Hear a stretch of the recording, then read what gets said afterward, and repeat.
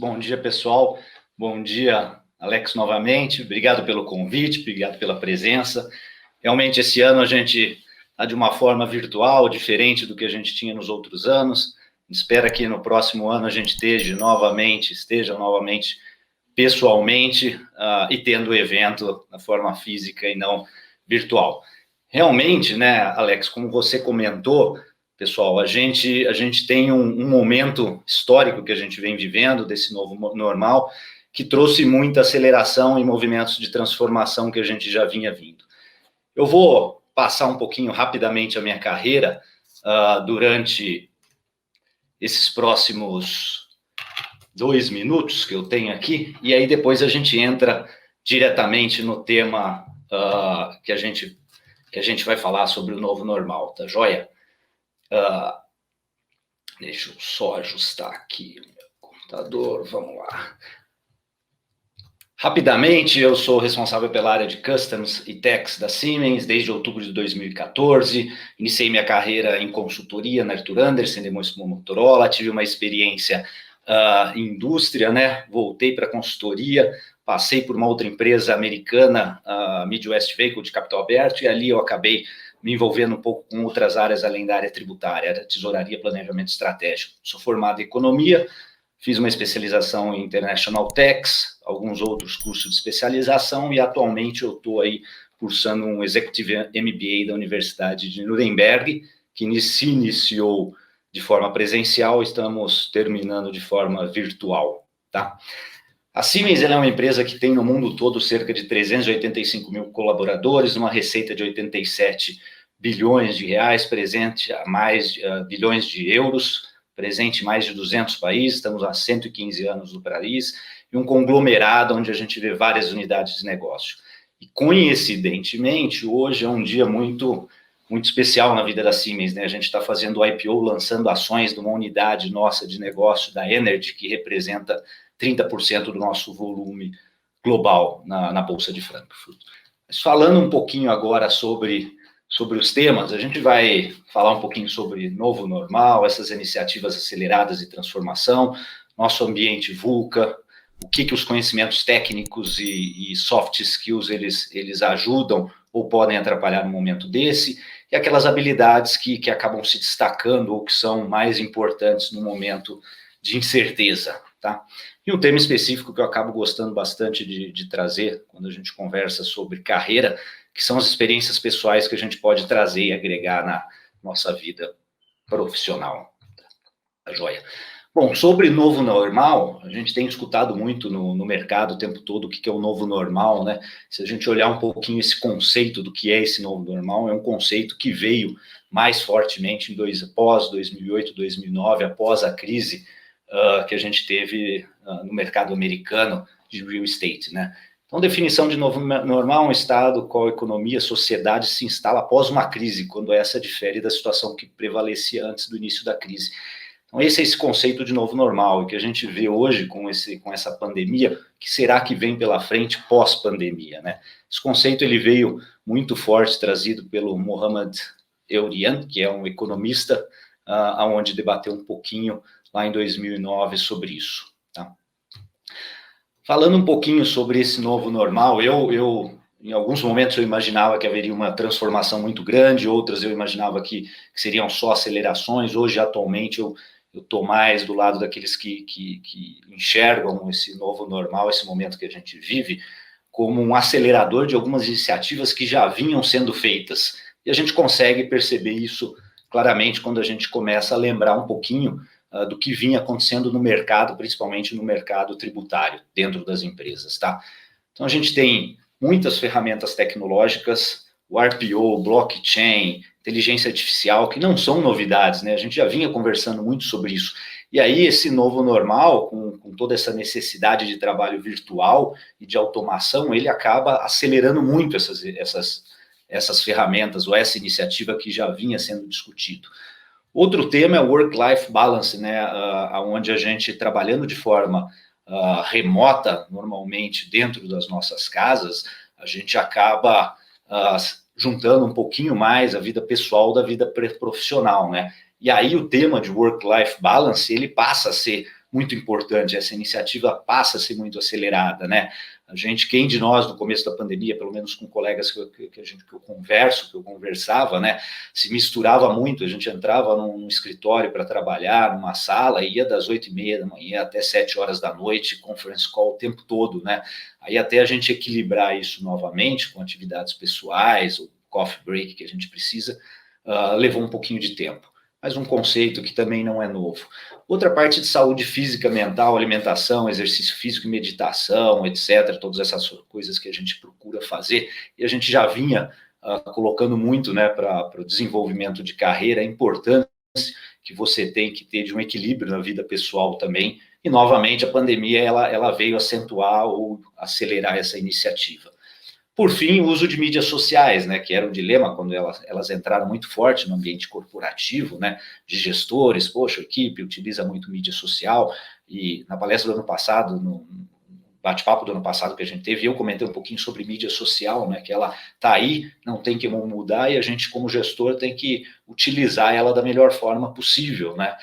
De novo, na pandemia, a gente vê que a mídia social ela passa a ter um papel muito relevante para as pessoas, né? As pessoas que ficaram em quarentena, sem pouca comunicação, se expressam muito ou conversam muito através das mídias sociais. Muita coisa acontece dentro da mídia social. Mais algumas iniciativas que foram aceleradas com a pandemia, por exemplo, a telemedicina já era um conceito que já existia, já era trabalhado, talvez não tinha regulamentação sobre isso, mas também foi acelerada com a pandemia. Compras online, toda a parte de consumo virtual através de sites, internet, também foi muito acelerada durante a pandemia. O ensino à distância, haja ver a grande maioria todas as universidades e colégios, ensino fundamental e médio, tendo homeschooling presente nos últimos meses, a busca por sustentabilidade, o conceito do home office, que já era muito discutido entre várias corporações. Aqui na Siemens a gente já tinha o home office estabelecido de 1-2 vezes por semana, né? E agora a gente 100% de home office para as atividades administrativas. E no nosso caso, na Siemens, a gente já teve um guidance do board global da Siemens, que voltando pós-quarentena ou pós-pandemia, a gente tem aí como desafio buscar um home office de 2-3 vezes por semana, né? Então é um conceito que a gente vê que já existia e ele veio para ficar de uma forma um pouco mais acelerada, né? E aí talvez também, acho que essa pandemia trouxe muita discussão em relação ao home office, o que a gente antes impulsionava muito, achava muito interessante o home office, é verdade. Agora, quando a gente tem um home office integral, full time, né, a gente acaba perdendo muito o contato interpessoal com o time, com as pessoas, cafezinhos que se tomam, um almoço que a gente faz durante o trabalho, que é importante para o dia a dia, é importante para desenvolvimento de carreira. No almoço que às vezes você tem alguns insights com gestores diferentes, com pessoas de outras áreas, com colegas de outras áreas, ou durante um café que a gente acaba normalmente fazendo durante o expediente, tudo isso a gente acabou se perdeu muito no home office completo, né? E aqui sim, talvez algumas coisas que a gente veja que são mais transformacionais, né, desse período, que tem um papel de transformação um pouco maior, né, embora hoje eu acho que essa transformação não vai estar tão presente, mas cadeia de suprimento, né, a gente viu que no começo da pandemia, por exemplo, muita cadeia de suprimento que dependia de produtos chineses sofreram impacto. Então, como que ficaria essa cadeia de suprimento aí pós-pandemia? A parte de real estate, a gente vê muita gente migrando um pouco, saindo de grandes capitais, indo para o interior durante a pandemia. Então, se isso tem algum impacto em real estate ou não, a gente vai saber pós-pandemia. Hábitos de consumos de todos nós, né? E, por fim, aqui a relação empregado-empresa, né? Onde a gente tem um ambiente de trabalho virtual ou de home office muito mais acentuado. Talvez aqui a gente veja algumas transformações maiores. E aí a gente pergunta assim, o que tudo isso vem a ver com a minha carreira, né? Eu trouxe aqui um pouco daquilo que a gente vem comentando muito na Siemens, né? E um pouco que a gente comentou no passado aqui no evento da live também, que ele foi muito acentuado e ficou muito mais visível durante esse período da pandemia. Primeiro, o ambiente VUCA que a gente vive, né, volatilidade, incerteza, complexidade, ambiguidade, onde a gente percebe que o mundo está em transformação o tempo inteiro. A gente acha que a gente tem uma certa estabilidade, quando na verdade essa estabilidade é muito imaginária, né? Ela não é tão certa assim como se imagina. No caso da Siemens, eu comentei que hoje é um histórico da Siemens sobre esse IPO desse business que a gente está fazendo em Frankfurt. A gente está trabalhando com isso desde abril do ano passado, e esse business tem uma representatividade grande na Siemens Global e na Siemens Brasil. Tivemos que segregar a equipe de techs, a gente acabou criando 2 equipes de techs para atender a Siemens e esse novo business que é a Siemens Energy. Então éramos um grupo de 60, 70 pessoas, tivemos que dividir o grupo em 30 pessoas para cada lado, teve um impacto grande para todo mundo dentro da Siemens, para o pessoal da minha equipe lá. A gente acabou fazendo essa segregação aqui no Brasil dia 1º de março, né? E naquele momento a gente falava um pouco dessa volatilidade que tinha no mundo, a decisão do board da Siemens de fazer o spin-off desse business, segregação de gestão, que isso é algo interno determinado pela empresa. 1º de março a gente fez segregação no Brasil. Dia 15 de março, 16 de março, veio o comunicado do home office, do blackout geral, trabalho à distância, né? Então a gente vê que essa mudança no mundo, ela acontece o tempo todo. Nós, na Siemens, a gente acabava de passar por um momento de transformação muito grande interna com esse spin-off desse business, e logo em seguida, não deu tempo de respirar, e a gente já veio com uma transformação muito grande dessa pandemia e trabalho virtual e tudo isso que a gente está vivendo até hoje. Então, esse tema de estabilidade imaginária, ele é interessante, a gente tem que saber conviver com isso, esse ambiente VUCA, né? Isso não vai mudar, isso tende a se acentuar e ser sempre dessa forma. A gente precisa buscar habilidades, ferramentas que façam com que a gente consiga trabalhar bem tudo isso que a gente vê, essa estabilidade imaginária, esse ambiente VUCA, como que a gente poderia ser protagonista no momento disso, né? A gente tem claramente 2 tipos de pessoas, as pessoas que quando vê uma mudança muito grande, elas se retraem um pouco, se encolhem, e aí tende a pensar que tem há muito mais a perder do que ganhar, e tem aquelas pessoas, isso vida profissional e pessoal, que elas acabam se expandindo, né, que elas enxergam nessas mudanças a oportunidade de desenvolvimento de carreira ou de desenvolvimento pessoal, né. Então, assim, o grande tema que a gente sempre debate é assim, como que eu posso ser protagonista num mundo desse, que tipo de habilidade que eu tenho que ter para fazer a diferença para uma corporação ou para o ambiente pessoal que a gente vive, né. É um pouco disso que eu falei, cada um como reage à mudança. Então, dentro desse ambiente, a gente olha assim que tem algumas habilidades que são muito importantes no momento de transformação, né? E aí, a minha percepção sobre essas habilidades, quais tipos de habilidades são importantes no momento de transformação e incerteza que a gente tem passado e provavelmente vai continuar passando, né? A gente sempre vou guardar um pouquinho essa pergunta dessas habilidades e a gente vai voltar um pouquinho para ela na sequência, né?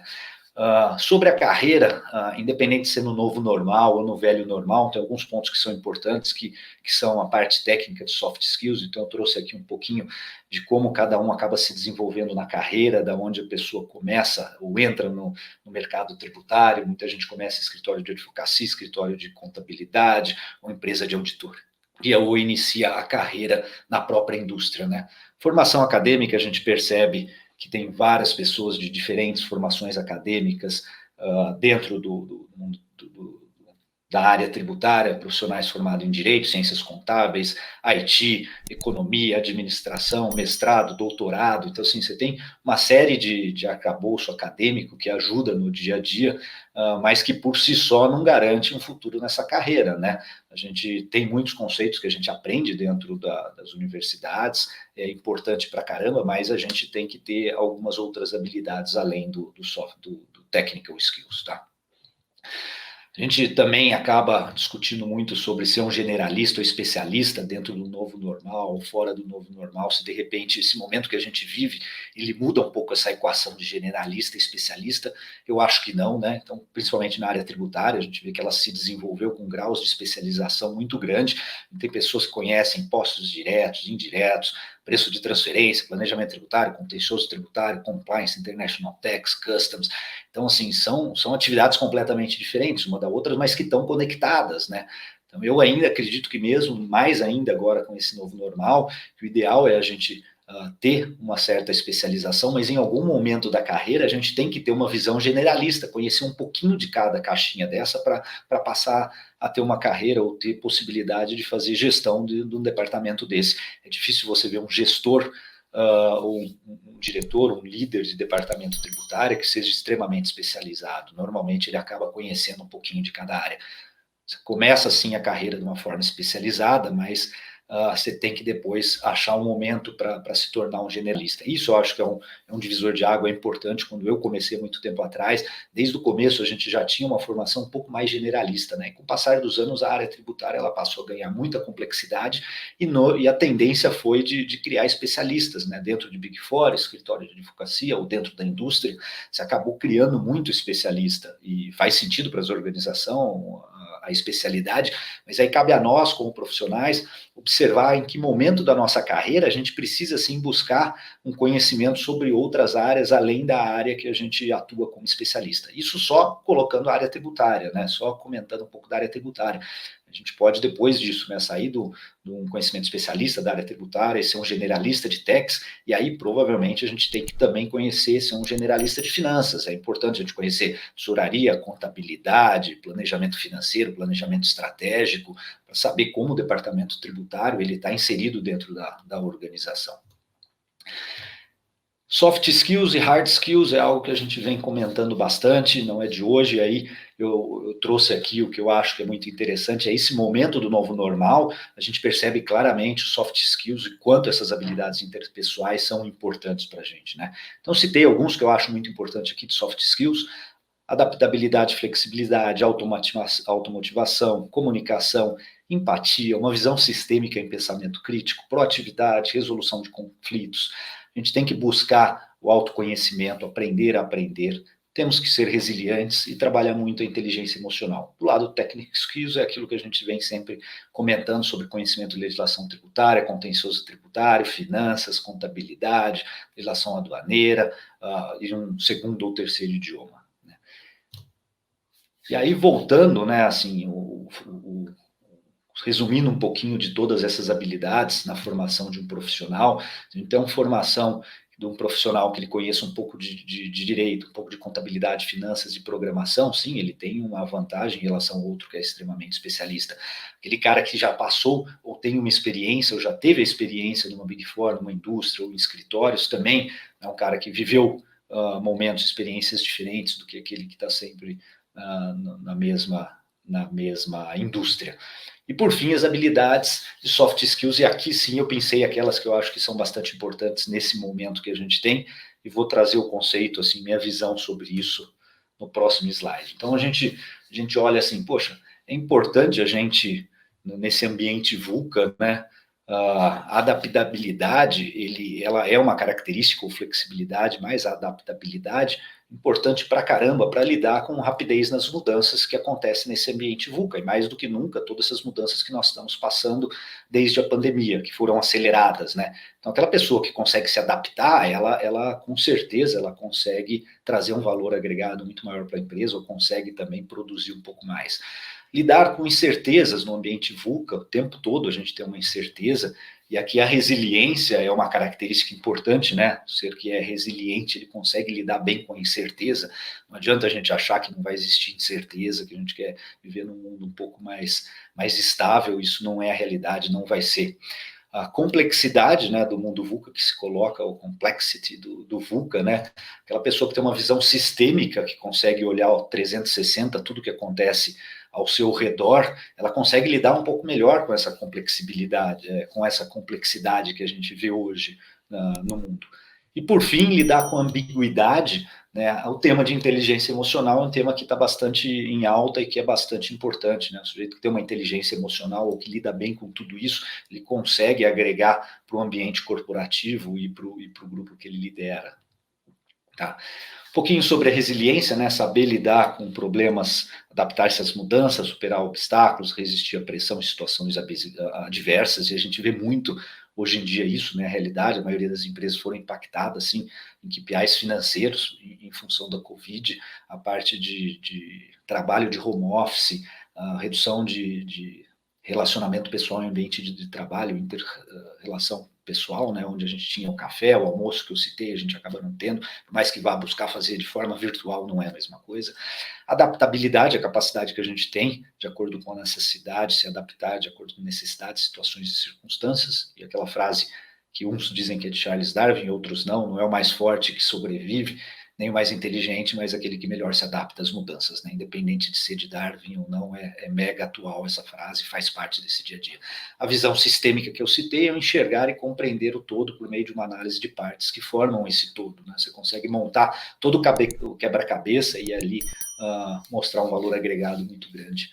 Sobre inteligência emocional, né, eu vou passar rapidamente aqui pelos aqueles 5 pilares que se discute muito do mercado, do Daniel Goleman, né, onde ele fala de autoconsciência emocional, né, a gente precisa reconhecer um sentimento enquanto ele ocorre, e uma vez reconhecendo, a gente consegue utilizar no momento adequado, controlar as emoções, lidar com seus próprios sentimentos, adequando-os para a situação, a automotivação, direcionar essas emoções a serviço de um objetivo, a empatia, reconhecer a emoção nas outras pessoas, né, num ambiente virtual é um pouco mais difícil, mas é mega importante, né, porque a gente acaba demandando muito tema técnico, mas é importante a gente saber como a pessoa que a gente está se relacionando virtualmente, o nosso gestor ou o nosso colaborador, como que ele está em termos de emoção, será que ele está num dia legal, será que ele não está num dia, será que faz tempo que ele não fala com alguém, será que ele não está fazendo exercício físico, tudo isso impacta na produtividade ou no dia a dia das empresas, tá? Por fim, a sociabilidade, que é a habilidade de lidar com emoções nos relacionamentos interpessoais. Então, acho assim, se a gente falar um pouquinho dessa carreira nesse novo normal, muita coisa foi acelerada, sim, mas eu vejo que soft skills acabam sendo habilidades que são importantes e faz com que os profissionais de sucesso eles consigam superar uma fase de incerteza como a gente tem, né? E aí, na minha visão, eu acho que esses 4 itens, que é a resiliência, adaptabilidade, visão sistêmica e inteligência emocional, eles são itens importantes aí nesse ambiente VUCA que a gente vem vivendo, né? Aí um pouquinho do que eu costumo fazer, assim, na minha rotina, nessa carreira desse novo normal, no meu ambiente do dia a dia, né, que eu já buscava fazer isso antes na empresa, mas no home office mais importante, é construir uma rotina. Eu acho que as pessoas que construíram uma rotina, a gente às vezes reclama da rotina, mas a rotina é importante. Quando você constrói uma rotina, principalmente quando você trabalha no ambiente de casa, né, onde você tem muito próximo ali a vida pessoal da vida profissional, a construção de rotina ajuda, priorizar o que tem que ser feito, continuar definindo metas e deadlines, se organizar, aprender a dizer não, isso é mega importante, porque a gente viu, pelo menos que no começo da pandemia, assim, excesso de reunião, conference call o tempo todo, né? Então, às vezes, a gente tem que filtrar e saber qual que é aquele que efetivamente faz sentido participar. Então, cuidado para aceitar reuniões, e aí, por último, separar a rotina pessoal e profissional, né? A gente pode sim trazer experiências pessoais para a vida profissional, mas o dia a dia, as atividades, é importante que a gente estabeleça rotinas diferentes. Aí, meu último tema que eu trouxe aqui para conversar com vocês, que aí é um pouquinho da experiência que eu tive, né? Eu venho dizendo aí nos últimos 2, 3 anos, assim, o quanto a gente pode sim trazer experiência pessoal para a vida profissional, né? A gente tinha um modelo, uma visão mais antiga aí de 15, 20 anos atrás, talvez, que deveria segregar ambiente pessoal do ambiente profissional, trabalho é trabalho, vida pessoal é vida pessoal, que é verdade, mas até certo ponto, né? A gente percebe que, principalmente nesses temas de soft skills, não hard skills, mas muitas vezes, a gente acaba aprendendo muito com experiências pessoais, né? Essas experiências pessoais que a gente tem fora de ambiente de trabalho, se a gente utilizar ou souber utilizar no ambiente do trabalho, ela acaba sendo uma vantagem competitiva para o colaborador em se destacar no ambiente corporativo, né? Então, eu trouxe um pouco aqui da minha experiência. 3 anos atrás, eu comecei a correr de uma forma mais elaborada, com assessoria, etc., e me desafiei a fazer uma maratona. Eu acabei fazendo no passado 2 maratonas, e durante esse tempo todo que eu treinei ciclos de maratona, assim, eu acabei aprendendo muita coisa nesse ambiente de dia a dia de treino de maratona, ou de treino de corredor, que eu trouxe para o meu ambiente profissional, né? Então, a gente acaba trazendo essa experiência para o nosso dia a dia, né? Então, quando você vai correr uma longa distância, como uma maratona, 42 quilômetros, você tem que ter uma estratégia, não adianta você sair muito rápido, que você não vai chegar no seu objetivo final, você tem que saber a hora que você tem que dosar e diminuir um pouco a velocidade, a hora que você tem que acelerar, a hora que você tem que se hidratar, como que você tem que consumir carboidrato durante a prova. Então, são toda essa estratégia que a gente tem se complementar uma maratona. Também na nossa carreira é a mesma coisa. Se a gente olhar a carreira a longo prazo, médio e longo prazo, onde a gente quer chegar, a gente também tem que pensar um pouquinho nessa estratégia, né? Não adianta querer sair muito forte na carreira e pular alguns estágios e ficar com algumas lacunas e alguns gaps, principalmente de hard skills, que isso lá na frente pode fazer uma diferença. Então é importante você ter objetivo de longo prazo na carreira e trabalhar micro-objetivos também de curto prazo, né? Muito parecido com o que a gente faz de treinos de endurance, de longa duração. A parte de lidar com imprevisto, você sai às vezes para fazer uma prova onde você olha a temperatura 2 dias antes, ela vai estar frio, sem chuva, e você se prepara para isso e chega de repente na prova, está chovendo, está calor para caramba, e aí não tem o que fazer, você vai deixar de fazer sua prova? Não, você vai ter que lidar com aqueles imprevistos e fazer disso a melhor forma possível. No ambiente de trabalho também, muitas vezes a gente imagina a nossa carreira de uma certa forma e de repente isso muda, parece um imprevisto, ou porque a empresa se reestrutura, ou porque o mercado contrai, ou porque o mercado acaba crescendo. Então todo esse imprevisto a gente tem que aprender a lidar com isso, né? Não adianta lutar contra o imprevisto e achar que o mundo não vai ter imprevisto. A parte de encarar obstáculos, que eu marquei aqui também de roxo, que é enxergar como desafio e não como barreira, a gente acaba tendo vários obstáculos ao longo da carreira. Às vezes você tem um gestor que não é tão gestor assim, ou a gente tem colegas de trabalho que também a gente não tem um bom relacionamento. Isso acontece na vida profissional de todo mundo, né? E acaba sendo obstáculos. E aí a ideia é você conseguir contornar o obstáculo. Não adianta bater muito de frente do obstáculo ou fazer com que o obstáculo te desmotiva, né? Você tem que, no final, quando encontrar um obstáculo, enxergar aquele obstáculo, claro, pensar em superá-lo, mas enxergar como oportunidade para desenvolvimento da carreira. Por fim, a resiliência também, que a gente já comentou, que dentro de uma prova de endurance é muito importante. No final, a gente costuma fazer bastante endurance, que na empresa eu acho que a gente tem que trabalhar um pouco mais isso, a gente não costuma fazer isso, mas é importante fazer sim, que é celebrar, comemorar o sucesso. A gente, dentro do ambiente corporativo, a gente tem metas e metas e metas, e às vezes a gente e esquece um pouquinho de comemorar tudo que foi feito, ou que as metas que foram atendidas. Eu acho que isso também é bastante importante, tá? Por fim, o foco, treino e prática, a gente tem que insistir, treinar, praticar o tempo todo a corrida, ter um foco no que a gente quer. E no caso da maratona, eu não sou profissional disso, né? Então minha competição é comigo mesmo e não com os outros. E no mercado de trabalho, ou dentro do ambiente corporativo, também isso é importante, né? Por mais que exista assim uma competição, mas tem que ser de uma forma saudável, né? Você tem que focar muito em você, na sua carreira, e ter um locus mais interno para buscar crescer na carreira e menos externo, tá?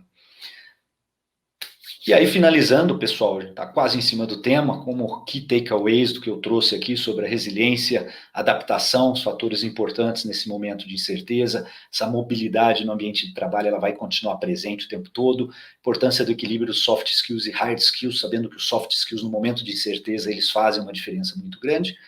A gente vive num mundo em constante mudança, isso não vai deixar de ser diferente pós-pandemia, e esse tema de trazer experiências pessoais para a vida profissional que acabam ajudando bastante, tá?